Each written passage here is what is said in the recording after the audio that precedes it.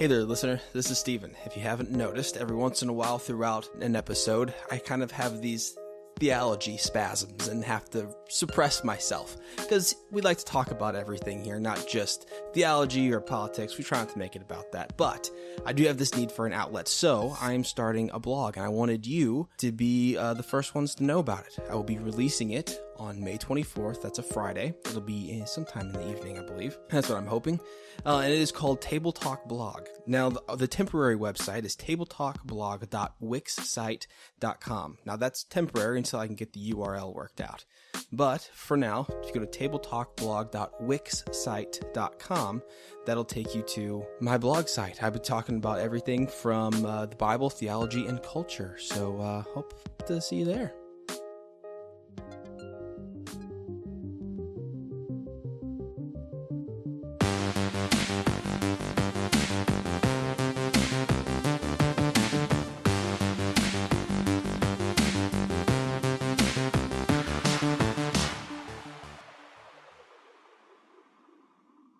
Previously on... Oh, I missed it. Yes! You feel the chill of the cold steel table you lie on against your body, and a faint blurred light overhead creeps into vision. A splitting headache and pain in your abdomen, an instant indicator of the recent surgery. Oh, well, would you look at that? I told you he wasn't dead. You hear the familiar voice of the rabbit man just feet from where you lay. As you rub your eyes and try to gather your bearings, you feel a large hand take you gently by the arm. Try and keep the movements to a minimum. You're not in the clear yet. This voice is that of one you have yet to be introduced. As your vision begins to clear, you look up to see a large man in a gray coat looking down at some sort of futuristic tablet in his right hand as his left remains on your arm. As you're no doubt aware, you survived the procedure, a miracle in itself, that you're going to have to remain under close watch for the time being until we can observe how your body takes to the new hardware we installed in your cerebral cortex. Yes, I looked up cerebral cortex, and it is what I thought. Look it up. Google it. Hashtag look it up. And I'll ask you one more time not to smoke in here, please. The doctor turns toward the rabbit in the corner, sitting in a wooden chair, extinguishing his freshly lit cigarette in the ashtray on the small table next to him, with a grimace on his face as he returns the glare back to the tall man in gray. Rest now. I'll be back in a few hours to check up on your status. A nurse will be in periodically to check your vitals. The doctor turns and exits the room before you can ask any questions. All right, let's get you out of here. Gary lights another cigarette and he hops from his seat and makes his way toward the door. But the doctor, he told me to rest. I can't just leave the hospital. You reply. No time. We gotta go. I did a little digging while you were out, and there's more to all this than we had initially anticipated. Let's go. No, I'm not going anywhere until you clear some things up for me. What exactly is going on, and why are we in such a hurry to get out of here? Listen, we're already short on time. We can talk on the ship, and I'll tell you everything I know right now. But right now, we have to go. Please, just trust me. The rabbit pulls open the door slightly and stops, looking out into the hall and then back over his shoulder. Conflicted with the instructions of the doctor and the urgency of the rabbit, you reluctantly remove the sheet draped over you and slowly pull yourself up to a sitting position on the table. The moment you place your feet on the floor, you begin to feel dizzy, but attempt to shake it off as you remove the IV from your arm, along with the other wires attached to your arms and chest. Slowly, you attempt to take your first step, nearly collapsing as you step back and grab a hold of the bed railing to stop your fall. Your palms are sweaty, knees weak, arms are heavy. There's vomit on your sweater already. Mom's spaghetti. I thought it was a tuna fish sandwich. You make your way to the door and follow Gary out. Constantly scanning his surroundings nervously, he stops just short of turning the corner and whispers back, "Hold up." You stand against the wall for a few seconds, gripping your torso in pain, waiting for the rabbit's command. Now, move. Following the rabbit down the hospital hall, passing numbered rooms housing other patients, you feel a sense of uneasiness as you sneak hurriedly past the tall, gray doctor's office, where you can see the doctor talking on the phone with his back towards you through the glass door. Turn after turn, you travel through what seems like an endless maze of doors and numbers housing the sick and dying, all while following your small companion. Then suddenly you hear a voice yell back from down the hall behind you, "Stop it right there!" Your stomach drops as you turn to put a face to the voice. You stare in utter confusion as you see a black rabbit, cigarette in mouth, now quickly making his way towards you. Gary? Glancing back, you see Gary, stopped, waving you on to follow. "Let's go," he screams. Just then, a code yellow is announced over the intercom, and immediately the door beside you swings open and out rushes a security guard. As he reaches for the pistol on his side, you deliver a right hook across his jaw, knocking him out cold in the first swing. You quickly grab the gun, cock it, and point it at the rabbit running at you. He stops dead in his tracks as you glance back and forth between the two, exchanging your aim from one to the other. "He's a fake sent here to take you God knows where and do God knows what with you," says the second rabbit. "Don't listen to him. He's a program sent here to destroy you. Shoot him," says the first rabbit. You take a moment, weigh the odds, and decide for yourself which must be the imposter. Which rabbit do you shoot? All right. Gray area, part number 4. I should have titled this segment. You know what I mean? It's okay. That's okay. It's the gray area. I should have looked. Well, we'll just get into it. Whatever. I'll just do the next one like that. I'll just do the thing. All right. Here we are. I'm going to adjust this. Okay. You feel the recoil from the pistol like a bolt of lightning as it passes through your hands and then through the rest of your body. The small frame of the rabbit was no match for the .45 caliber round that connected and threw him against the wall. You stand for a moment, in eternity. Eyes wide and staring down the hall at the lifeless rabbit, gun still pointed, you hear a voice call out, "Oh, thank God. Okay, let's go." You wait another moment, then slowly lower the gun. Eyes still fixed on your now destroyed target, you respond over your shoulder, "Okay, let's go." You turn towards your companion, and in an instant there are armed guards at each end of the hallway, lined wall to wall. "Quick, no time." Gray grabs a flower pot from a nearby table and hurtles it toward the window to his left, shattering it. "Jump, now!" Without a second thought, you follow the small, dark man-rabbit out the broken window and land on what was luckily a rooftop only a few feet below. The two of you run side by side towards the far end of the building to where you can make out what is a large parking lot 1 story below. Only this lot consists of alien-looking spaceships straight out of some sci-fi movie. You both stop just short of the edge as Gary scans the area, as if trying to remember where he parked. You glance back only to be met with a shot of a blue laser just missing your head. As you duck to avoid the shot, you can see the guards one by one piling out of the same window that you used as your escape. Gary, we've got it." "There we are," he interrupts. Without a chance to respond to his exclamation, you feel a small hand grab yours and pull you down over the edge of the wall into a dumpster below. "Jesus Christ, strong little fella," you think to yourself as you struggle to pull yourself from the very conveniently placed dumpster full of shredded paper. This way, Gary leads you through a maze of ships until finally he stops at one a few rows down. An older-looking one compared to most of the others, with spots of rust and chipped purple paint.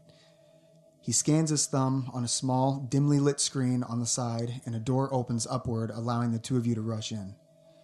He closes the entrance behind you, using another scan pad inside, and hops straight to the front of the ship, and hurriedly he straps himself into the pilot's seat and instructs you to do the same in the seat to his right. As you begin to pull the seatbelt over your shoulders, you can already feel the drop in your stomach as the ship leaves the ground and bolts upward. Blue lasers enter into vision through the front window as the guards on the ground make one last attempt at securing their targets now well above them in the air. But their efforts are in vain as you sail through the sky and ultimately to safety. For now, at least. Nervously, the rabbit glances in your direction. "So, how do you know which one of us was which?" "You still can't know for sure." "I didn't know until after I shot," you reply. "What do you mean?"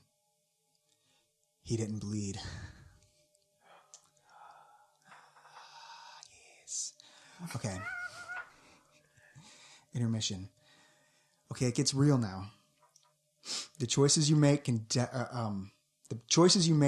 probably will end in your demise if you don't take all things into consideration. Try not to F it up. Okay. Can we talk about something this far? Yes. Okay, so hold on. Obviously, we've chosen we think is the right rabbit, right? Because the rabbit didn't bleed. Well, we don't know if the other rabbit would bleed either. That's true. But I remember from what we know. Yeah, from what we know, from the way Roach is writing it. Yeah.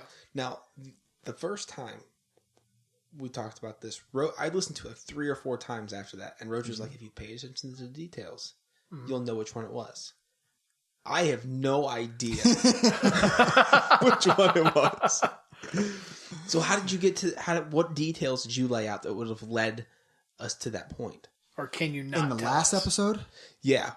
Because leading up to the decision, you said that you left basically a breadcrumb trail. Well, it's not that cut and dry. It's not super clear. Well, I would have to go back and scan through the last episode, see exactly what I wrote in there. I remember saying... Okay. Well, we can worry about that. One of them smoked cigarettes. The other one smoked like a cigar or something. No, they both had a cigarette. They both had cigarettes? They were exactly identical. Mm-hmm. But still, like, yeah, it didn't bleed. That's weird. But, like, did the other how did he know? Like, it's an interdimensional rabbit, that smokes Marlboros or whatever.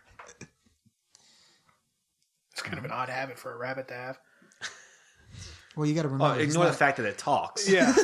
You got to remember, he's not actually a rabbit. Yeah, He looks like a rabbit. Right, along with the dimensional screw up, that was one of them. Well, isn't that like what we perceived it as? Like what our brains could have like... No, it's like... It's almost like your body in this universe. Yeah. You could say, or, we'll just say that. Like, your body is essentially a vessel. Okay? It's almost like... Your body's a temple. How can I put this?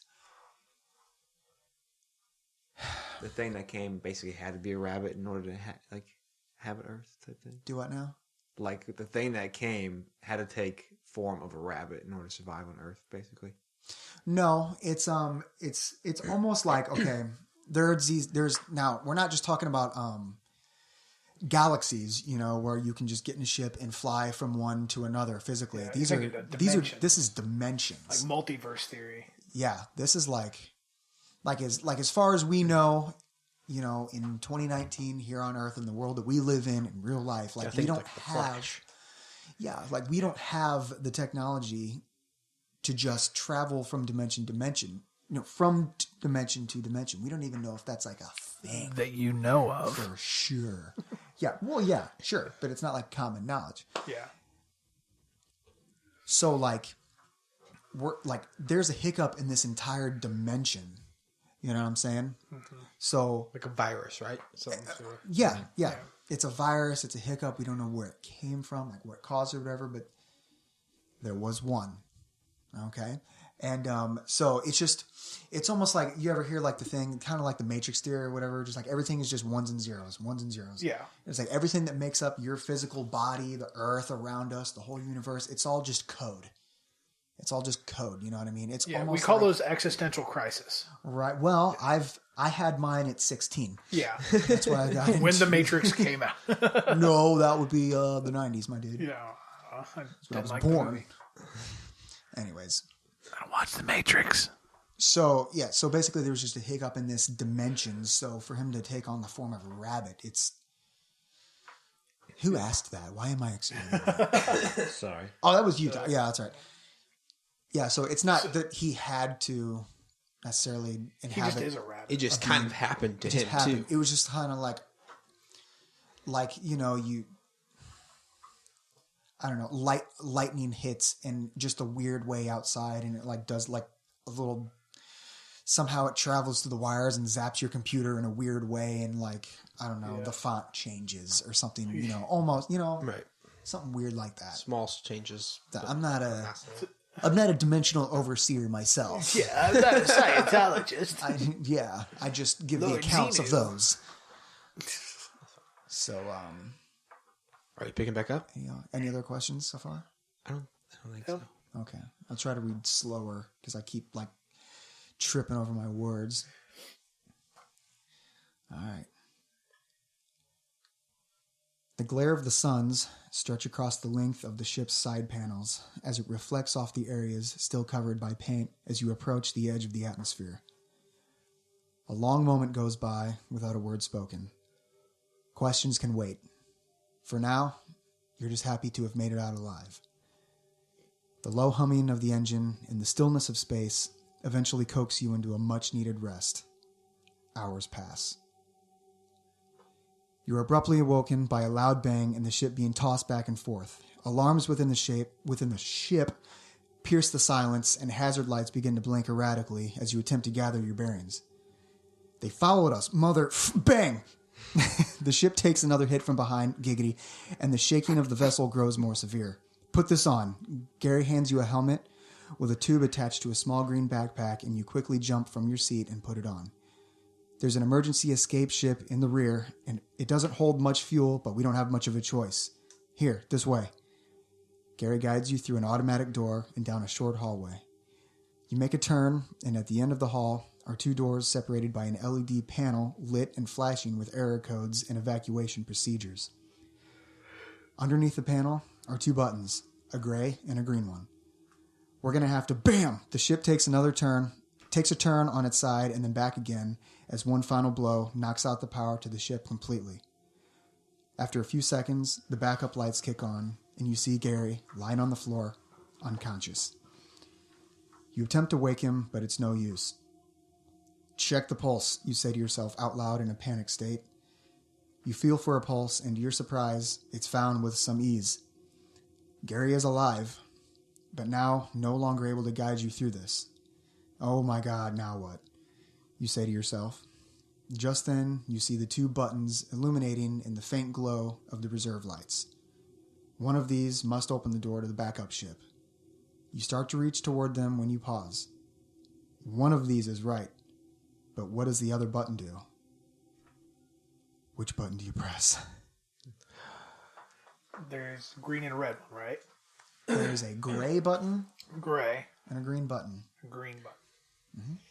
Okay. Well, I feel like He since means it's go the ahead gray, and stop. Yeah. So I vote gray.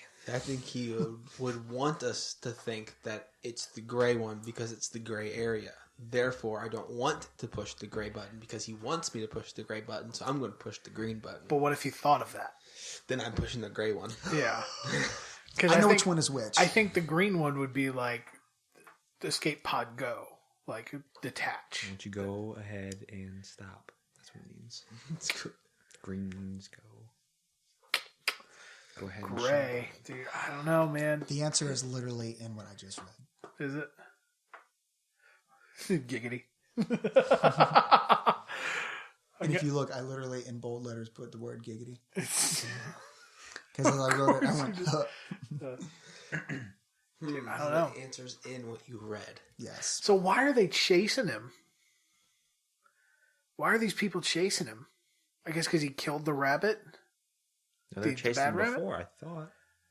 No, because they brought him to the hospital to get That's a like good better. question.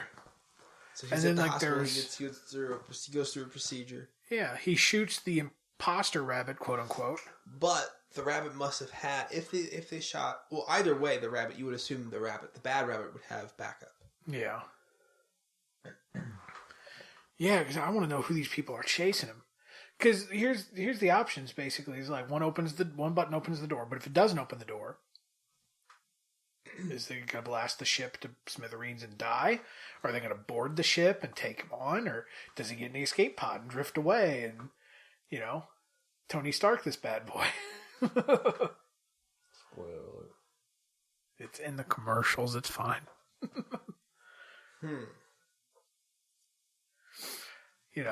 That's what you got to think. Like, what? Okay, it's like one does open the door, but what if it doesn't? Where do you go? What happens? Is the story over? Rabbit floating in space? And... I'll read you once again when I read in the little intermission. It gets real now, kids. The choices you make can and probably will end in your demise if you don't take all things into consideration. Try not to F it up. Can you read the last part, the buttons again? Just starting from... Yeah, when you see the buttons and then the power goes out.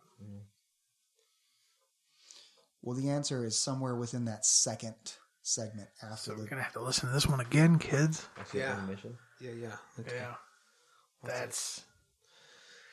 Oh, every time. I have no idea what to do. Yeah. I don't want to get ahead of it, but it's like... I don't know. I like the world building of it.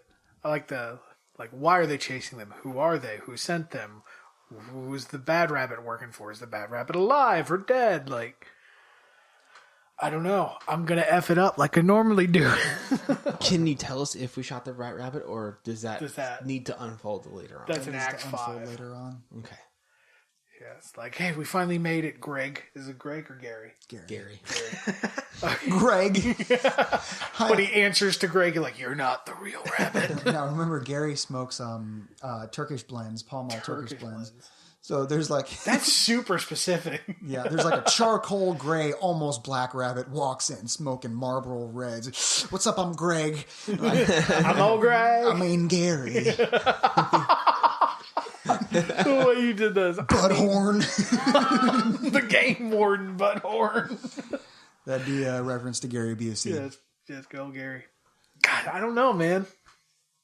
It's nuts. Yeah. So the Answer's poll there. needs to be, which button do you push? The gray one or the which green button one? do you push? Yeah. The gray one or the green one? Gray or green? Yes. You have to listen back for all the clues. Yeah, you'll figure it out once you go back and listen to it. Man. This one's not so cryptic. But still, I guess enough to where I could read it once and you're like, I don't know. Yeah, I have to do it again. Let's check it out again. Just because it's like, I don't know. It's yeah. there. Now that I know what I'm looking for, I can like listen for it. You know? Right. Do you it's know just what like- you're looking for? No.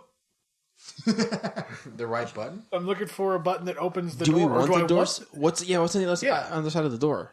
What if? Skate pod, apparently. But there's Right? not a lot of fuel, so would you not want to press the button? That's better than the ship that's completely dead. I mean, yeah, but like, say you Getting escape. shot at. Say you escape on this pod that doesn't have a lot of fuel. You're not going to outrun the people that are chasing you. Where are you going to go? Where are you going to go in a dead ship? I mean, that's what I'm saying. It's like you're basically getting into another ship that is destined to be dead. But it might be dead further away. Yeah, but they're going to chase you, and you're pilot going to be thought in it the was a good same idea. thing. Who did? The pilot thought it was a Well, the good pilot idea. is unconscious and not currently helping us at this point. Okay, he smoked too many Turkish blends, and now his circulation's all You screwed hope up. it was Turkish blood. Oh God! You look down. There's a pack of tough guys in his I was pocket. gonna say cool 100s. It's like, oh no, oh no, Oh no. Guys, I'm legitimately considering getting a tattoo of Gary. Gary, How neat.